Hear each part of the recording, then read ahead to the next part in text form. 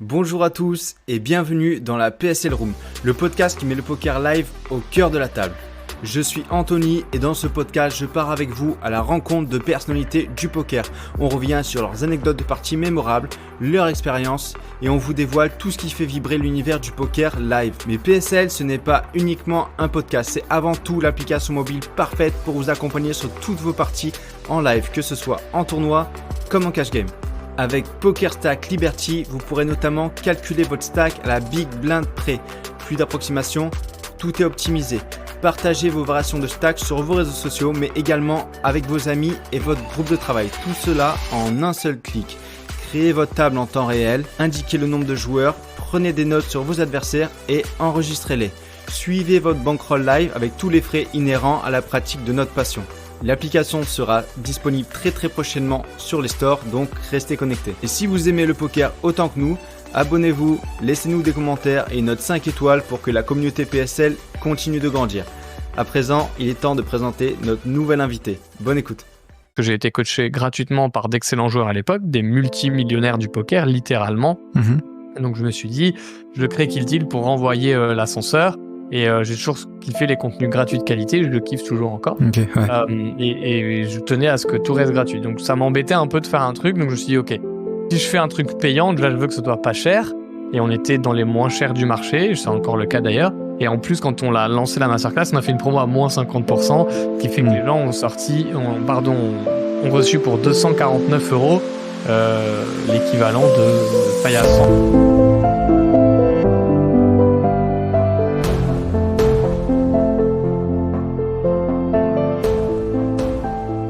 Salut Peanuts. Salut. Comment tu vas? Écoute, très bien, merci. Et toi?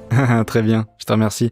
Je te souhaite la bienvenue dans la PSL Room. Est-ce que tu peux te présenter un petit peu pour les personnes qui te découvrent, pardon. Yes. Moi c'est Simon, plus connu sous le monde de Peanuts dans le monde du poker. Je suis un ancien joueur professionnel en cash game. Ouais. Et j'ai créé Kill Tilt en fait pour aider les joueurs de poker à progresser sur le plan technique et mental, tout simplement. J'ai une chaîne YouTube qui publie et qui continue de publier des vidéos depuis 14 ans maintenant. Ouais. Je suis l'auteur aussi avec nos coachs, évidemment, Flavien, Sylvain, Chichi et PA des masterclass progresser au poker. Et donc voilà, ma passion, c'est la pédagogie et le mental au poker, la stratégie, la gestion. Et voilà, et je fais ça depuis des années maintenant. Ok, et justement, comment t'es venu initialement dans le poker? Comment est-ce que t'es arrivé dans ce secteur? Bah écoute, c'est simplement que j'ai découvert avec des potes, j'ai adoré, j'ai téléchargé le soir même après avoir joué ma première partie en live un logiciel à l'époque qui avait même pas le .fr. J'ai adoré, j'étais un gros gamer, maintenant j'ai plus du tout le temps. Donc j'ai complètement arrêté les jeux vidéo compétitifs, mais jusqu'à il y a encore 5-6 ans, je jouais encore à assez haut niveau à Counter-Strike notamment, un peu StarCraft 2 avant. Et donc quand j'avais découvert le poker à l'époque, pour moi c'est d'ailleurs comme un jeu vidéo, un jeu de stratégie. J'ai adoré et assez rapidement en fait la question s'est posée de passer pro. J'ai tenté et j'ai adoré, donc c'est comme ça que j'ai découvert et que je me suis mis au poker sérieusement quoi. Ok. Et donc comment tu définirais ton activité actuellement? Ben je te dis, c'est vraiment faire des vidéos et des masterclass pour des produits, pour aider les joueurs de poker à progresser sur le plan technique et mental. C'est vraiment aussi simple. Je peux creuser, mais mon activité, c'est simplement ça. Ouais, c'est vraiment de l'accompagnement et générer du coaching et voilà, et du contenu, mais pas du contenu, on va dire, récréatif et de loisirs, mais vraiment du contenu technique pour accompagner les joueurs et les élèves. Ok. Exactement. Et alors du coup, est-ce que tu peux nous en dire un peu plus sur la création des masterclass? Alors initialement, la toute première, c'était une masterclass de cash game, c'est ça? Non, tournoi. La toute première, c'est tournoi. Tournoi MTT, ok.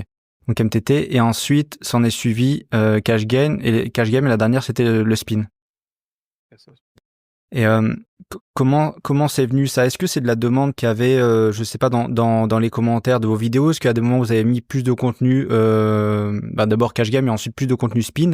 il y avait des commentaires qui disaient c'est dommage qu'on n'a pas un accompagnement en spin ou quelque chose comme ça. Comment ça vous est venu cette Non, c'est juste que, en fait, moi, c'est marrant parce qu'à la base, je voulais faire une formation gratuite qui s'appelait Progresser au poker. Je crois qu'il y a encore la vidéo sur YouTube. Là, je vais pas chercher pendant l'interview, tu vois, mais Ouais, bien sûr. je crois qu'elle existe encore. Ok. Je disais, je vais essayer de faire une grande série de vidéos Progresser au poker et tout. Et genre, j'ai fait 2 épisodes, je crois. Ça devait être en 2015 peut-être ou 2017. Je sais plus.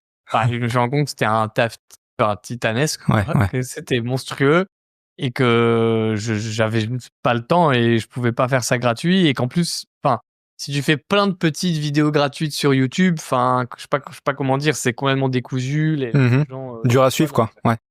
Ouais. Du coup, je lui ai dit, bon, pourquoi pas faire un produit payant, mais j'étais assez mal à l'aise parce que l'esprit de Kill Tilt, c'est de tout faire gratuit. À l'époque, ça faisait 10 ans qu'on faisait 100% de contenu gratuit. Moi, j'ai créé Kill Tilt parce que j'ai été coaché gratuitement par d'excellents joueurs à l'époque, des multimillionnaires du poker, littéralement. Donc, je me suis dit, je crée Kill Tilt pour renvoyer l'ascenseur. Et j'ai toujours kiffé les contenus gratuits de qualité, je le kiffe toujours encore. Ok, ouais. Et je tenais à ce que tout reste gratuit. Donc ça m'embêtait un peu de faire un truc, donc je me suis dit, ok, si je fais un truc payant, déjà je veux que ce soit pas cher.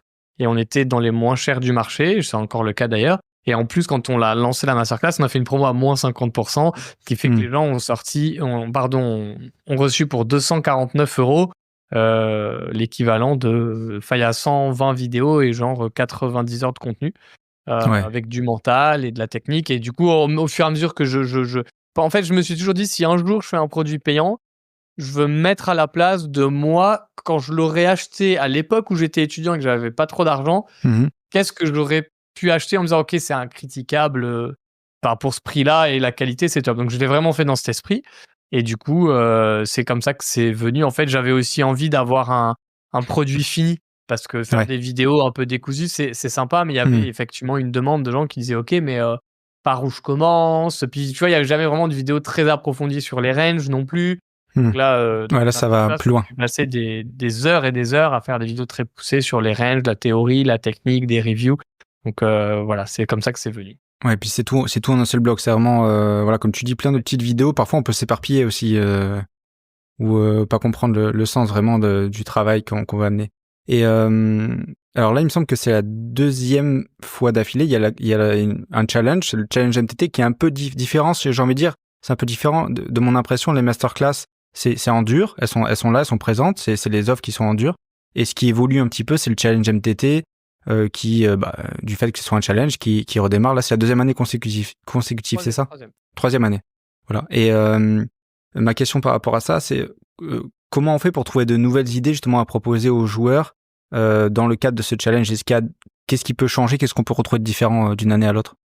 En fait, il suffit d'écouter la communauté, hein. Honnêtement, on cherche pas forcément à être nouveau, en fait. Tu sais, on cherche juste à améliorer constamment le produit. Donc cette année, on a vraiment mis l'accent sur les petites limites et les adaptations aux petites limites, par exemple. Parce qu'on a vu qu'il y avait beaucoup de joueurs quand même qui disaient, ok, c'est trop bien votre contenu, tout ça, vous montrez l'exemple, on vous voit jouer, vous expliquer et tout.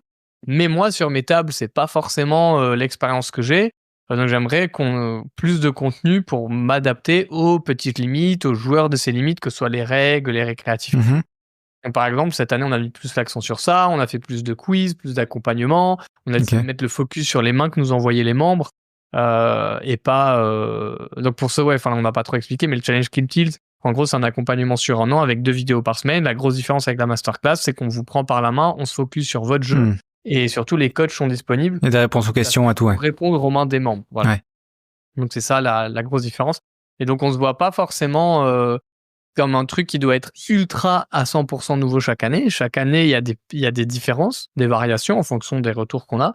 Et notre but, c'est juste d'avoir une sorte d'école du poker en ligne en tournoi avec du présentiel de la part des coachs et une vraie communauté en fait qui se crée chaque année avec des gens motivés pour faire leur meilleure année poker, quoi, ou en tout cas se motiver comme jamais. Donc voilà. Et justement, est-ce que c'est une communauté? Est-ce que c'est vous, des élèves ou des personnes qui souscrivent à ça, qui évoluent à chaque fois comment vous voyez ça de votre côté? C'est-à-dire, est-ce qu'il y a de plus en plus de personnes qui s'abonnent, enfin qui payent pour ce contenu? Pour l'instant, on fait à peu près les mêmes ventes tous les ans, puisque c'est assez logique, quoi, le marché étant ce qu'il est. Tu as toujours des nouveaux arrivants. Et en fait, nous, c'est plutôt les personnes qui nous ont découvert pendant l'année d'avant Voilà, ok. qui avaient raté le challenge, nous, que pendant 10 jours, quoi. Donc, entre D'accord. maintenant, par exemple, et octobre prochain, il y a plein de gens qui vont nous découvrir, qui n'ont pas accès au challenge, qui ont peut-être pris la masterclass ou pas, et qui veulent aller plus loin, avoir un apprentissage différent. Et eux, à chaque fois, re-rentrent dans le challenge, quoi. C'est un peu comme si les inscriptions à la fac réouvraient tous les ans, en fait. Ouais, ok. Ouais, comme c'est une offre qui est finalement pas en dur et qu'elle est limitée dans le temps, il y a vraiment une deadline pour pouvoir rentrer dans le challenge et démarrer avec ce groupe-là, quoi. Enfin, avec Si tu arrives au ce bout nombre de 3 mois personnes. que tu as raté les cours Tu du peux pas. début, c'est comme si tu arrivais à Ouais. l'école, toi, avec 3 mois de retard, c'est mort, quoi. Ouais. Ok, très clair. Et alors j'ai regardé, je suis passé il y a environ 2 semaines justement sur le webinaire que vous proposiez sur YouTube. Je suis resté un petit moment quand même. J'ai trouvé que c'était quand même full value et c'est vrai que ça représente, donc tu l'as expliqué tout à l'heure. Donc le webinaire, il était environ de 3h30 en direct sur YouTube. C'est quand même, enfin c'est long et le contenu était directement dans le technique et dans ce qu'on allait retrouver dedans. C'était hyper poussé. Donc ma question c'est vraiment ça. La vision de Kiltil, ça a toujours été de proposer le plus de conseils possible d'une façon gratuite. C'est vraiment ça que ça s'est même représenté là-dedans, quoi. Ah ouais, bah oui, mais c'est pour ça aussi d'ailleurs, je sais pas si tu as vu, on a sorti une vidéo de 4h15, je crois. Ouais, c'est ça, de Flavien qui analyse un tournoi gagné de A à Z. Donc en fait, je l'ai pas vu, mais on m'en a parlé. Ouais. Ouais, on a augmenté la durée de nos vidéos sur YouTube parce que bah on kiffe, les gens kiffent et que bah, de toute façon c'est l'esprit du site à la base. Donc on essaie de fournir un maximum de contenu gratuit de la plus grande qualité possible. Et pour ceux qui veulent aller plus loin, qui veulent vraiment progresser au poker dans le dur, quoi, eux, on leur propose des masterclass, mais c'est qu'un petit pourcentage de notre communauté. Et de toute façon, moi, j'ai une philosophie où, si tu veux, moi, je voulais être prof à la base, je voulais être enseignant. Ok. Et si tu veux être prof, là, c'est pas trop parce que tu as envie d'être multimillionnaire, c'est parce que tu as envie d'éduquer les gens et de dire ça marche. Moi, ça m'a toujours gavé que le poker ait une image de merde. Il a toujours une image de merde, d'ailleurs, le poker. Et j'espère un tout petit peu moins avec le temps, il me semble, mais c'est close, tu vois. Et si tu veux, une de mes missions dans la vie, c'est de montrer que le poker est un jeu incroyable, extraordinaire, ultra riche, profond. Oui, bien sûr, on joue de l'argent. Mais enfin bon, si on s'y prend bien, c'est absolument pas problématique. J'entends bien qu'il y a des gens pour qui ça va être problématique, et on prévient souvent de ça. On vend jamais du rêve aux gens. Et du coup, bah en fait, forcément, si tu as envie d'enseigner et de transmettre ta passion et de démocratiser quelque chose, d'en changer l'image, je trouve que le meilleur axe, c'est de montrer par l'exemple, en fait, et dire, bah voilà, vous avez même pas besoin d'entrer votre mail, quoi. Il y a une chaîne YouTube gratuite qui vous explique comment progresser. Et il y a plein de joueurs, ils sont devenus pros qu'avec notre contenu gratuit. On fait des fois des messages, les vidéos m'ont trop aidé. Pro, j'exagère peut-être un peu, encore que il y en a qui m'ont dit un très bon niveau, quoi. Des très bons joueurs gagnants juste comme ça, quoi. Et donc, c'est notre plus grande fierté à toute l'équipe, quoi. Ouais, complètement. Et en plus, quelque chose qui est vraiment intéressant, c'est que, bon, on parle souvent de la vision et du long terme au poker sur le lever au long terme. Mais là, vraiment, la chaîne Kiltil, enfin, le projet Kiltil, c'est vraiment sur du long terme, quoi. Ça fait, comme tu dis, ça fait des années que ça dure. Et puis, il y a de la régularité, quoi. Il n'y a pas eu, il me semble, d'une vision globale, il n'y a pas eu de trous ou des périodes de 6 mois où il n'y a rien eu comme vidéo. Non, c'est vraiment continu. Donc, voilà, et si on parle derrière ça, donc tu disais que toi, ce qui te plaît, c'est la pédagogie et tout, mais si on parle vraiment un petit peu côté entrepreneur et côté vision, ton why puissant, vraiment, pourquoi tu fais ça, c'est vraiment la passion et de montrer que à ce jeu, comme tu dis, il y a plein de choses à faire, mais en étant dans les règles, et il y a beaucoup de transparence, en tout cas sur votre chaîne, quoi. C'est un truc qu'on retrouve bien. Bien sûr. Après, évidemment que le côté entrepreneur et être à l'aise financièrement en faisant les masterclass, ben c'était un bonus, mais et tu vois, je veux pas non plus parce que ça me saoule un peu aussi les gens qui disent non, mais moi l'argent compte pas. Non, c'est trop cool aussi. Maintenant, j'ai 40 ans. Faut gagner sa vie aussi. Oui, bien sûr. Je suis pas riche, mais d'être à l'aise financièrement, ça, en fait, c'est surtout. En fait, c'est ça qui m'a motivé, c'est que ça a permis de développer Kiltil. Tu vois, aujourd'hui, on fait des vlogs sur les Kiltil Poker Series. J'ai un salarié qui nous aide pour 1 milliard de choses. Et en fait, c'est ça qui est vraiment trop bien. C'est qu'en fait, on fait la masterclass, on a amélioré le contenu gratuit. Enfin, en tout cas, c'est ce que les gens nous disent. Nous, on espère et on pense que c'est le cas. Donc, le contenu gratuit est de plus grande qualité. Il est plus long parce que ben justement, on peut se permettre de le faire et de payer un monteur pour les vidéos, qui va faire des inserts pour le vocabulaire et tout ça. Donc, j'ai vraiment réussi à concilier ça parce que j'ai eu beaucoup de mal à lancer un produit payant. C'est pour ça qu'en 10 ans, on a fait tout gratuit. Il faut le dire, grâce au soutien de Winamax, qui nous ont soutenus depuis le début. Sans eux, on n'aurait jamais pu tout faire gratuit parce qu'il faut bien payer le loyer et payer à manger, bien sûr. Moi, bien sûr. au poker, à un moment, ça prenait 40 heures par semaine et ça prend toujours de faire Kill Tilt. Donc voilà. Donc c'est vraiment chouette parce que depuis 5 ans, grâce à Sylvain Losli, Flavien, Chichi, on a vraiment créé une team forte où on a pu avoir un aspect entrepreneurial pour se développer. Parce qu'en fait, si à un moment tu fais pas rentrer de cash, tu peux pas payer des gens. Donc, bien sûr. Tu peux pas t'agrandir, quoi. Tout en on espère avoir gardé la sincérité et l'authenticité de notre message qui est on vous aide à apprendre les bases du poker et à progresser au poker via notre chaîne YouTube. Et il y a tournoi, y a cash game, spin, mental, interview. Et c'est ça le gros kiff, quoi, en fait. Ouais, complètement. Et en plus, il y a vraiment une transparence parce qu'il me semble que c'est Chichi qui faisait beaucoup de miniatures et pas mal de montage sur la chaîne. Ce qui, au bout d'un moment, difficile et plus possible. Donc, dans le désir de s'agrandir, tu avais mis, il me semble, sur les réseaux, sur vos réseaux, comme quoi vous cherchiez un monteur, quelqu'un du poker, qui connaît un petit peu, ce qui aide beaucoup, bien sûr. Mais oui, tout à fait. Donc là, c'est vraiment apporter de la plus-value aussi grâce à la communauté, parce que plus il y a de personnes qui suivent et qui adhèrent au projet et voilà, qui vont sur le masterclass et qui s'inscrivent et tout, et plus tu peux proposer des choses derrière, des nouveaux projets. Et voilà. Et du coup, comment est venu ce projet aussi du live avec les Kill Tilt Poker Series? Comment est-ce que c'est né, ça, ce projet? Ça, c'est 5bet, en fait, qui ont rencontré Chichi dans une club poker radio. Et du coup, en fait, de fil en aiguille, quoi, en parlant, 5bet m'ont contacté et puis on a discuté avec Chichi et ils ont dit ce serait cool de faire un truc ensemble. On a dit OK, let's go, et voilà, c'est comme ça que c'est né. On a testé, on a pris surtout moi, je pense, parce que les autres avaient plus l'habitude de jouer en live. Mais moi, en fait, j'ai trop adoré jouer moi, je passe ma vie dans mon bureau, dans mon appart, devant un écran, comme là, je te parle à toi, je parle au comptable, je parle à mon coach, je parle à mon graphiste, puis je parle tout seul en écrivant mes vidéos, je passe ma vie devant un écran. Donc, c'est trop cool, tu vois, d'échanger avec la communauté et tout sur Discord. Mais voir les gens en vrai, ça a rien à voir. Donc, j'ai trop kiffé. Même jouer au poker en live, je prends plus du tout de plaisir à jouer en ligne. Enfin, quasiment plus. Donc, j'ai arrêté. Par contre, jouer en live, en plus, je suis pas bon. Moi, j'ai jamais été joueur pro de tournoi. Mais je kiffe trop. C'est trop bien. Donc, même dans l'idéal, j'espère pouvoir développer.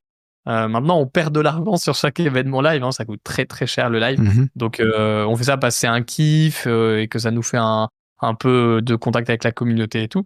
Mais le live, c'est une problématique économique vraiment différente. Donc, pour l'instant, on a 3 événements par an. On va rester à 3 événements par an, puis on verra si ça se développe à l'avenir. Mais quel plaisir. Puis 5bet sont incroyables. Franchement, j'ai rarement rencontré des bosseurs pareils. Ils sont ultra bosseurs, ultra intègres. Honnêtement, ça m'a même un peu inspiré, quoi. En les voyant bosser autant, j'ai fait c'est impressionnant, quoi. Honnêtement, ils dorment 5 heures par nuit pendant 8 jours. Ils se couchent tard. Ils gèrent que des emmerdes. Des problèmes, ils sont sur le téléphone tout le temps. Donc ça m'a aussi enrichi ma perspective entrepreneuriale de parler avec des acteurs du poker en dur, on va dire, quoi. Donc je kiffe ça aussi, tu vois, quand on est sur les déplacements, pouvoir parler à des gens dans les casinos, des croupiers, des organisateurs, c'est comme ça que c'est né, en fait. Ce plaisir-là, il nous a beaucoup motivés à se développer, quoi. Ok. Ouais, donc est-ce que ça a démarré d'abord avec une seule étape ou de suite les 3 ont été signés? C'était le projet d'avoir un genre de... Il n'y avait même pas d'étape. On a fait une Kill Tilt Cup, c'est-à-dire on avait un tournoi dans le festival 5bet. Et puis avec le temps, on s'est dit, en fait, faisons un festival Kill Tilt directement. Et donc au début, je crois qu'on a fait une étape à Amnéville. On a vu que ça marchait bien. Et puis l'an dernier, du coup, on s'est dit, allez, combien d'étapes on peut faire? Au début, on s'est dit 2, peut-être 3. Puis les opportunités se présentant, on s'est dit OK, 3, et on a du coup chaque année, en tout cas pour l'année qui arrive, ce sera encore le cas, Toulouse en mai, Mandelieu en fin juillet et Amnéville en octobre. Donc on a ces 3 dates. Ok, ouais, donc ça c'est bien, c'est bon. Nous en tout cas on s'est vu là-bas. Toi c'est vrai que t'es de la région aussi, de la région, enfin dans les Alpes-Maritimes. Donc bah du coup c'est assez sympa, je suppose, d'être dans un événement pas loin de chez soi, même À si 40 bon, minutes de la maison, c'est cool, ouais, mais bon, voilà. quand il faut bouger à Toulouse, c'est très sympa, hein, t'inquiète Ouais, pas. ouais, bien sûr. Ça, c'est fun. Bien sûr. Surtout que, ouais, comme tu disais, si tu passes beaucoup de temps bah, dans ton bureau, quoi. Et ton bureau qui est chez toi, c'est aussi quelque chose de spécial. Moi, c'est ce que je vis ici aussi avec notre projet, avec l'application. Tu passes beaucoup de temps chez toi. La différence entre d'avoir ses repères de sa vie de tous les jours, sa vie privée et de son, entre guillemets, son bureau, bah, il n'y a pas vraiment de limite, quoi. C'est très fin, donc c'est spécial. Toi, est-ce que tu as des passions? Qu'est-ce qui te permet justement de prendre l'air Bah, et de sortir? ben, déjà tous les midis, je sors marcher. Ok. 1 heure et demie, quoi, donc ça, c'est cool. En plus, en étant à Nice, enfin, vraiment, tu prends le soleil, Ouais, ça fait du bien, donc bien sûr. soit je mange à la maison très, très vite, soit je prends un sandwich, quoi, donc je marche, j'écoute un podcast. Des fois, même, je pose les écouteurs, je profite du calme. Ouais. Ça me fait du bien. J'ai un gamin aussi, du coup, qui a 7 Mhm. ans, donc je l'emmène à l'école tous les matins. Je vais le chercher aussi 3-4 fois par semaine. Je parle un peu aux parents, je le surveille avec ses amis. Ok. Donc c'est pas des passions d'aller chercher mon fils à l'école, mais ça me sort de moi, évidemment. Ouais. Mais après, en passion, honnêtement, j'en ai un milliard, hein. J'aime beaucoup, beaucoup de choses. J'adore les jeux vidéo, mais comme je te dis, j'y joue plus du tout. Je joue aux échecs aussi. Ça, j'essaye d'y jouer 2 à 4 heures par semaine, mais en fait, Ouais. plein de fois, j'y arrive pas. J'adore la culture, les films, évidemment, et les séries. J'adore passer du temps avec ma femme, les potes, j'adore la nature. J'adore les voyages, j'adore les bandes dessinées, les bouquins en général, j'adore les podcasts, j'adore la cuisine. Voilà, donc en gros, je sais pas, je vais peut-être tout faire. Tu sais, par exemple, j'adore Tu peux pas parler tout avec ma faire. femme en buvant un bon verre de vin pendant que je cuisine, et si elle est pas là, j'écoute un podcast. Enfin, tu vois, Ouais, ouais, ouais. Tu hop, peux hop, combiner. Il y a quelques combos possibles quand même. voilà, exact. Ok. Super cool. Et bah, tu disais les échecs. Je crois que Flavien joue un petit peu aux échecs aussi, non? Il y a pas Tout quelques petit peu, ouais, parties, il y a pas le quelques rap. parties en direct sur Discord là où ça se chambre un peu là? Oula, oula, alors on attendra peut-être monter 1500 Elo, mais là, c'est trop ridicule pour l'instant. Peut-être un jour, peut-être. D'accord. Et alors, est-ce que le poker t'a fait progresser dans des situations de la vie? Ah bah oui. En quoi ça t'a aidé développement mental, tout ça, je suppose déjà, En hein? fait, c'est une question tellement vaste que Hmm. j'aimerais bien écrire un livre sur ça, en fait. C'est un de mes projets Ok, d'écrire des livres. Donc, c'est pas du tout dans un projet court terme, hein, mais un jour, j'aimerais d'accord, vraiment ouais. écrire des bouquins. Et je sais pas, en fait, le poker, ça apprend tellement de choses, c'est très dur. Il faut, du coup, je cherche ce en quoi ça m'a le plus aidé. Ouais, ouais. Mais moi, de mon parcours, c'est assez clair, ça m'a permis de travailler mon mental, quoi. Littéralement, Kill Tilt est né Ouais. parce qu'en étant joueur pro de poker, j'en avais marre de tilter. J'en avais marre d'être malheureux des fois. Alors, je gagnais quand même super bien ma vie. J'étais libre, j'avais une vie quand même sur le papier trop cool. Et des fois, pendant plusieurs jours, j'étais pas bien, juste parce que ça se passait mal aux tables. Donc, Ouais. ça m'a vraiment gavé au bout de quelques années. Ça m'a trop saoulé. Mhm. Vraiment, je me rappelais, je me disais, putain, sur le papier, tout est bien et j'arrive pas à me sentir libéré. J'y pense encore, ça me saoule, quoi. Hmm. Et donc, c'était pas fréquent, hein, mais quand ça arrivait Ouais, et c'est que désagréable ça quand se ça passait arrive, mal, quoi. ça me gavait, en fait. Ouais, ouais. Je me disais: C'est bon, quoi. Grandis un peu. Et j'y arrivais pas trop à me détacher. Donc je me suis pris cette réalité dans la gueule suffisamment régulièrement pour avoir envie de changer. Donc je me suis mis à travailler mon mental, notamment ma porte d'entrée, ça a été la méditation. Ok. Donc Kill Tilt, tu vois, il y a un chat qui médite là derrière moi, Ouais. dans la position. Je médite tous les matins depuis 15 ans maintenant, tout Ok. simplement. 20 minutes par jour, et ça a littéralement transformé ma vie, quoi. Ouais, ouais. Enfin, transformer ma vie vraiment. Bon, après, je suis pas presque parti loin un peu, enfin, genre vraiment, j'ai remis en question plein, plein, plein, plein, plein de choses. Et donc moi, je me suis mis, voilà, à Ok. prendre vraiment ce recul-là sur mes émotions, sur la façon qu'on a d'envisager le risque, la perte, l'échec, la motivation, le plaisir. Qu'est-ce que c'est de vivre dans l'instant présent, de ressasser le passé, d'être toujours inquiet du futur. Donc Mhm. voilà, moi, c'est évidemment principalement ça.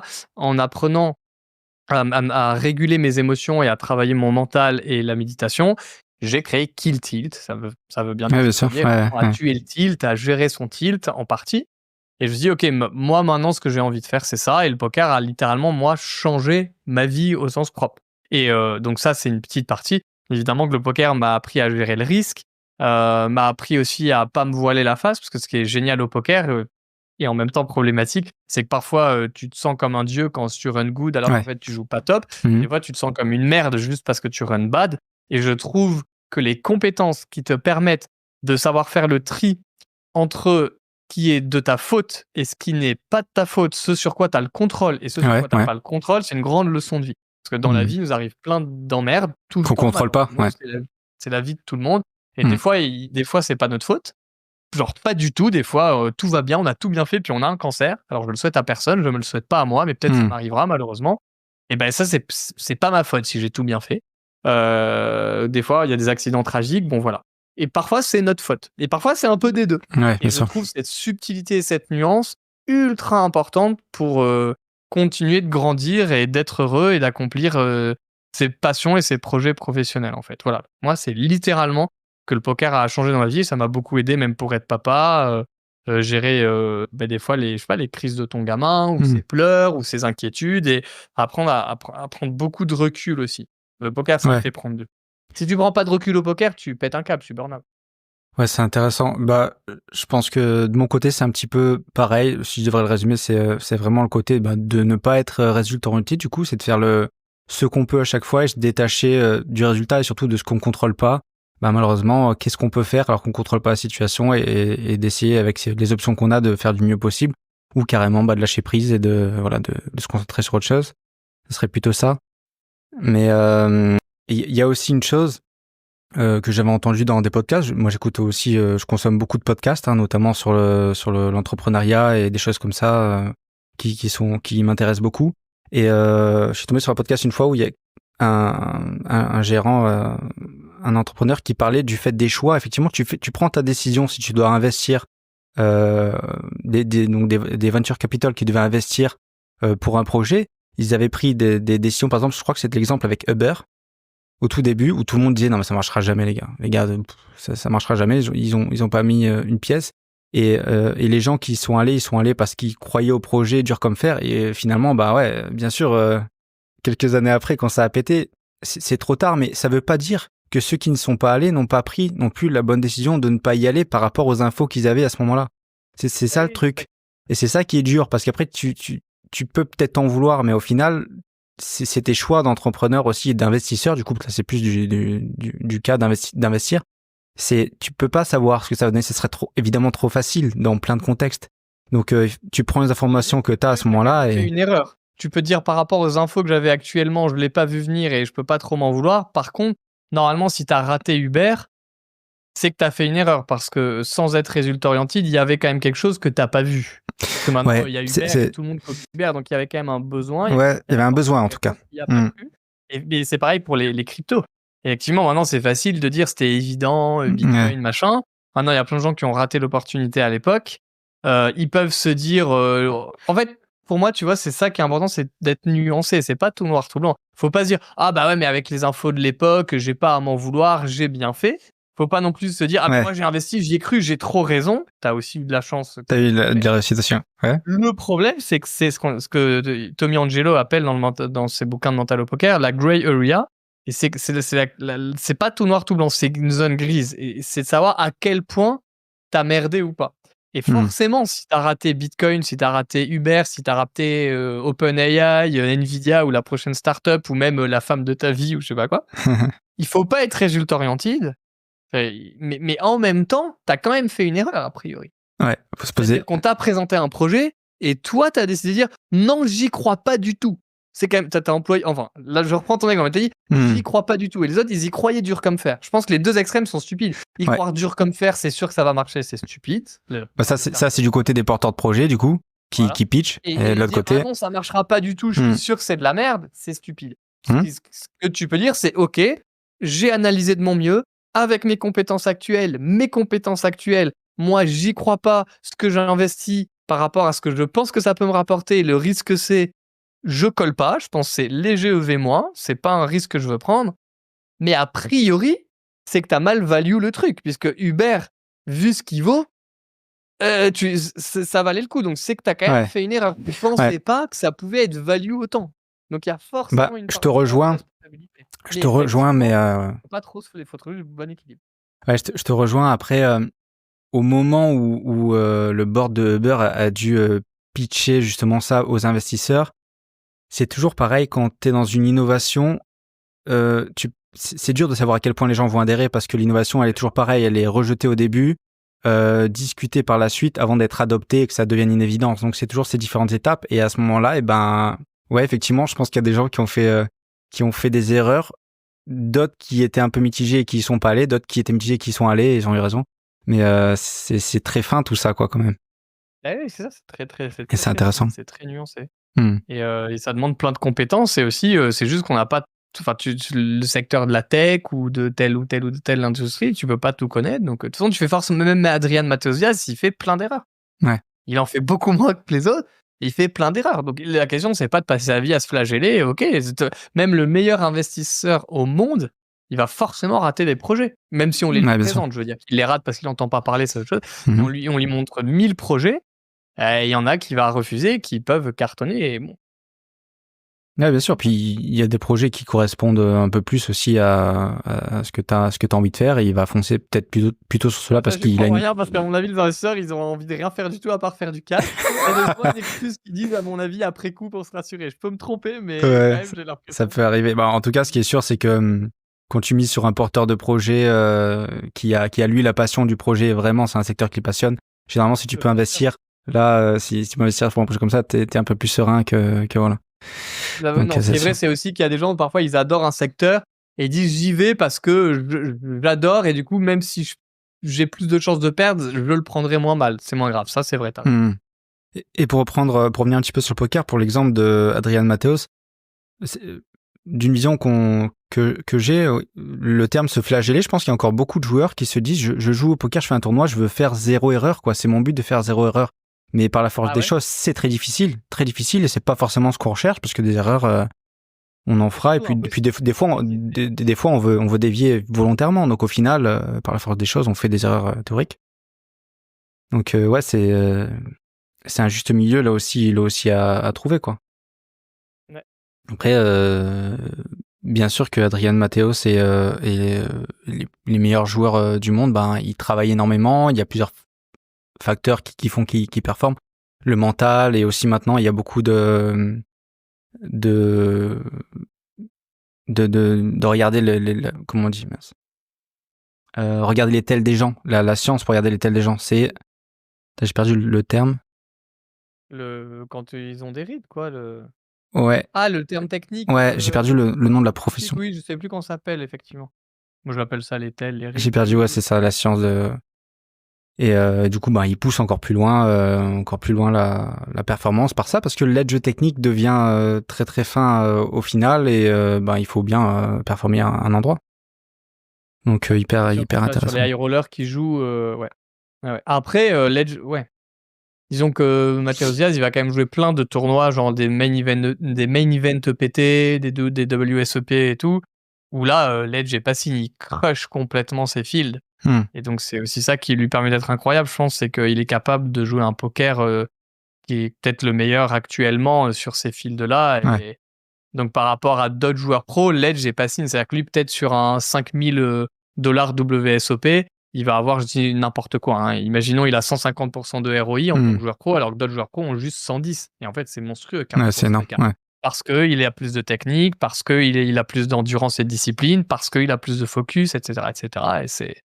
Enfin, Federer, en fait, il avait un tout petit edge par rapport au top 10, quoi. Il avait peut-être 2-3% de plus, mais ces 2-3% de plus font qu'il gagne un peu à tous les coups et que tu as à la fin 20 grands chelems au lieu de 4 pour d'autres, quoi. C'est ça aussi, quoi. Alors, ouais, c'est hyper. De variance, bien sûr. Et d'ailleurs, sur Federer, j'avais vu une stat, alors j'ai plus exactement, mais il montrait que sur un match, ouais, c'est ça en fait. Mais sur le long terme, il a tout gagné parce que oui, sur les points gagnés au final, il en gagne pas beaucoup plus, mais il fait moins d'erreurs sur le long terme et ça suffit, quoi. C'est ça. Donc hyper intéressant. C'est vrai ça c'est un truc qui te choque parce que quand tu regardes et que tu assistes, t'es passif, hein, justement au tennis par exemple, tu te dis ils sont beaucoup plus forts, il y a une différence énorme, mais en fait, quand tu le lises bon, bien sûr, dans les premiers tours, ils explosent, mais quand tu le lises sur le long terme, tu te dis, au final, c'est surtout le mental, quoi. Surtout le mental qui a fait que c'est des grands champions. Alors ça, moi, Ça a je aidé. suis pas trop d'accord, alors que je devrais être la personne qui est le plus d'accord avec ça. Mais enfin, en tout cas, je suis pas trop d'accord. Je veux dire, genre, avant en fait, pour le coup, moi, j'ai vraiment vécu ça. Ça fait 14 ans que j'ai créé Kill It et avant, tout le Mmh. monde s'en foutait du mental. Enfin, plus ou moins, quoi. Ils disaient: «Oh, c'est Ouais. de la merde». Ouais, tu été un précurseur là-dedans, ouais. Maintenant, j'ai l'impression qu'on est allé un peu dans l'inverse. Ouais, le mental, c'est trop important. Bon, c'est vrai, c'est trop important, Mmh. mais ça devient parfois une excuse pour dire: «Ouais, non, mais techniquement, ça va, là, c'était mental».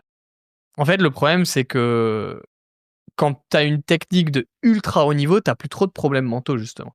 Mmh. Et en souvent, les problématiques qu'on voit comme mentales, c'est juste parce que tu maîtrises pas ta technique à un très, très, très, très haut niveau. Du coup, quand tu es sous pression, que tu es un peu stressé, un peu fatigué, un peu déconcentré, ben, tu pas l'énergie nécessaire à jouer ton top, top, top high game. Parce que Mmh. ton top, top, top high game, il te demande d'être au top mentalement. OK? Mais, par contre, si, tu es extraordinairement bon techniquement, même un peu fatigué, même sous pression, tu sais, tu es complètement sûr de ta décision et tu arrives encore à faire tes tout meilleurs bluffs, à jouer ton meilleur high game. Ouais. Ça, je pense, c'est un truc qui est assez négligé. Maintenant, enfin, le mental est giga important. Ouais, bien Le sûr. poker, c'est absolument Il y a pas que crucial, ça, il y a mais, quand même pas que ça. ouais, C'est il pas le faut plus pas important. trop se voiler la face non Mmh. plus, les 2 sont aussi importants pour moi. Je vois maintenant des gens qui disent: «Ah non, le mental, ça fait tout, ça fait toute la diff». Non, faut arrêter aussi quand même. Oui, on est bien sûr sur une répartition, au poker où il y a quand même effectivement de la technique, du mental et une part de hasard parce que c'est quand même un jeu non résolu où il y a une part de hasard et c'est indéniable, donc il y a de la variance. Mais ouais, et j'ai retrouvé le mot tout à l'heure, c'était synergologue, pardon.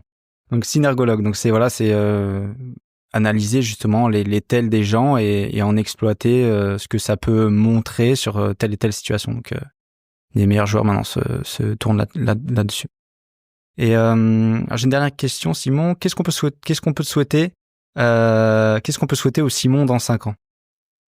5 ans, c'est assez court, hein, en termes de vision. Qu'est-ce qu'on peut lui souhaiter? Bah, d'avoir atteint ses objectifs globalement, hein, parce que oui, oui, je crois et pas d'accident de la vie. Tu sais, moi, je suis très heureux, en fait. Je me Ouais, considère comme vraiment privilégié. Je suis heureux comme ça. Donc après, c'est que du bonus, quoi. Je me ça fixe des continue, quoi. objectifs pour être motivé et je veux juste pas qu'il m'arrive, d'accident grave ou de mettre Non, fin dans la vie. Je touche du bois, que tout aille non, bien bien. sûr. Et tu vois, j'ai heureusement et tant mieux si ça continue, mais je suis très heureux comme ça, donc à part me souhaiter de continuer à aimer mon métier, mes proches, mes amis et que voilà, je touche du bois, tout ce qu'on peut me souhaiter, c'est ça, c'est que ça continue, de bien se passer et d'atteindre mes objectifs parce que, bah, c'est toujours cool, mais c'est du bonus, quoi. Je suis pas, à tout prix obsédé par: «Je serai heureux plus tard, ce sera vraiment que quand j'aurai ça». Tu vois? Des fois, je vois des joueurs, il leur faut Mmh. absolument ce titre pour enfin être accompli, ça, Ouais, j'y crois OK. pas du tout. Mmh. Je pense qu'on a en général beaucoup ce qu'il nous faut pour être heureux ici et maintenant. Donc voilà, il y a juste ça à me souhaiter, que ça continue comme ça, même s'il y a plein d'objectifs qui me tiennent à cœur et tout, ça reste secondaire en fait, je suis bien comme ça. OK. Bon, bah, super. Bah, écoute, je te remercie pour ce petit entretien. C'est vrai que là, c'était une période de rush, vous, pour préparer tout le contenu Kill Tilt et la masterclass et le challenge, hein, Ouais. le challenge. Hein. Je dis toujours le mauvais. Le challenge. Et donc, je te remercie d'avoir répondu présent et d'avoir eu ce petit moment. C'était cool. Avec grand plaisir, merci à toi. Merci, merci. À bientôt. Ciao. Ciao, ciao.